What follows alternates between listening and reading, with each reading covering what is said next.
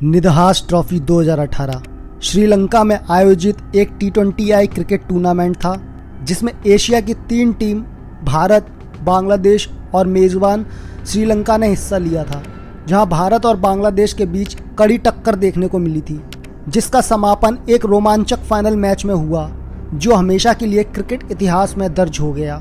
यह डॉक्यूमेंट्री भारत और बांग्लादेश के बीच निदहास ट्रॉफी के फाइनल की कांटे की टक्कर के बारे में है, तो बने रहिए हमारे साथ। आप देख रहे हैं द क्रिकेट रेस्ट। श्रीलंका के आर प्रेमदासा स्टेडियम में टूर्नामेंट के सभी मैच खेले जाने थे। पहला मुकाबला भारत और श्रीलंका के बीच खेला गया, जिसमें श्रीलंका ने भारत को 5 विकेट से हरा दिया था। हर एक टीम को 2-2 मुकाबले यानी टोटल 4 मैच खेलने थे। जो टीम इन 4 मैचों में से ज़्यादा पॉइंट हासिल करेगी वो फाइनल में जाएगी। इसी के चलते भारत ने 5 में से 3 मुकाबले जीते, बांग्लादेश ने 4 में से 2 मुकाबले और मेज़बान श्रीलंका केवल 1 ही मुकाबला जीत पाया, जिससे भारत और बांग्लादेश फाइनल में पहुंचे। बांग्लादेश टूर्नामेंट के दोनों मुकाबले श्रीलंका को हराकर आ रहा था, जिससे उसके हौसले 7वें आसमान पर थे। दोनों टीमों के बीच टॉस हुआ और भारत ने टॉस जीतकर पहले गेंदबाजी करने का फैसला लिया, क्योंकि भारत टूर्नामेंट में चेस करते हुए ज़्यादा मुकाबले जीता था। बांग्लादेश की तरफ से ओपनिंग करने तमीम इकबाल के साथ लिटन दास आए। बांग्लादेश की शुरुआत खराब रही क्योंकि ओपनिंग जोड़ी ज़्यादा प्रभाव नहीं डाल पाई। बांग्लादेश की तरफ से एकमात्र खिलाड़ी शब्बीर रहमान ही थे जिन्होंने संघर्ष किया और बांग्लादेश को 20 ओवर में 166 रनों के सम्मानजनक स्कोर तक पहुंचाया। शब्बीर रहमान ने इस दौरान 77 रनों की पारी खेली, जिसमें 7 चौके और 4 छक्के शामिल थे। अब यहां से मैच जीतने के लिए भारत को 20 ओवर में 167 रनों की जरूरत थी। अब भारत की तरफ से ओपनिंग करने शिखर धवन के साथ रोहित शर्मा आए और दोनों ने सूझबूझ के साथ बल्लेबाजी की, लेकिन शिखर धवन 10 रन बनाकर आउट हो जाते हैं। इससे पहले भारत संभल पाता, सुरेश रैना बिना खाता खोले 0 पर अपना विकेट गंवा बैठे। उसके बाद बल्लेबाजी करने केएल राहुल आए और राहुल और रोहित दोनों ने भारत की पारी को आगे बढ़ाया। रोहित शर्मा ने गजब की क्लास दिखाई तो दूसरी तरफ केएल भी अपने हाथ खोल रहे थे।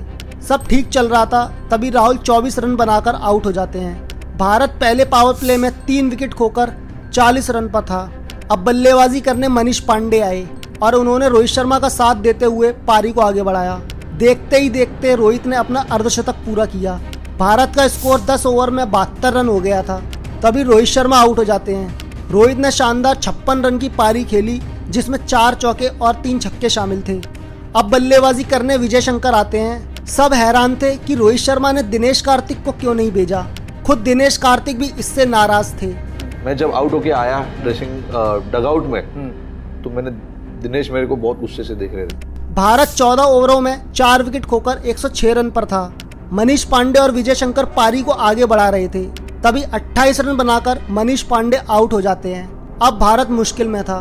भारत का स्कोर 18 ओवर में 5 विकेट खोकर 133 रन था और अब क्रीज पर विजय शंकर का साथ देने के लिए दिनेश कार्तिक आए। भारत को अब जीत के लिए 12 गेंदों में 34 रनों की जरूरत थी। सभी भारतीय फैंस की उम्मीदें अब दिनेश कार्तिक और विजय शंकर पर थीं। तभी दिनेश कार्तिक ने पहली गेंद पर ही छक्का लगा दिया और पूरे स्टेडियम में शोर गूंज उठा और फिर अगली ही गेंद पर एक चौका भी लगाया। अब बांग्लादेश की हालत खस्ता होती जा रही थी। कप्तान शाकिब अल हसन भी कार्तिक की रफ्तार पर लगाम लगाने के बारे में सोच रहे थे। तभी कार्तिक ने एक और छक्का लगा दिया। 3 गेंद में 3 बाउंड्रीज आ चुकी थी। ये नज़ारा किसी करिश्मे से कम नहीं था। अब यहाँ से भारत को 1 ओवर में 12 रनों की जरूरत थी। भारत के लिए खुशी की खबर होती है क्योंकि last over part time bowler Soumya Sarkar का बचता है। यहाँ से मैच रोमांचक होते जा रहा था, तभी विजय शंकर एक चौका लगा देते हैं और स्टेडियम में शोर मच जाता है। बांग्लादेश को समझ नहीं आ रहा था कि ये क्या हो रहा है। अब भारत को 1 गेंद में 5 रन चाहिए थे, तभी कार्तिक आखिरी गेंद पर फ्लैट छक्का लगाकर भारत को ये मैच जिता देते हैं। भारतीय खेमे में खुशियों की लहर दौड़ जाती है, वहीं दूसरी तरफ बांग्लादेशी खिलाड़ियों की आंखें नम हो जाती हैं। एक बार फिर भारत ने साबित कर दिया था कि उसे नंबर 1 टीम क्यों कहा जाता है। दोस्तों, क्रिकेट की ऐसी रोमांचक डॉक्यूमेंट्री देखने के लिए हमारे चैनल को सब्सक्राइब करके बेल आइकन दबाना ना भूलें। धन्यवाद।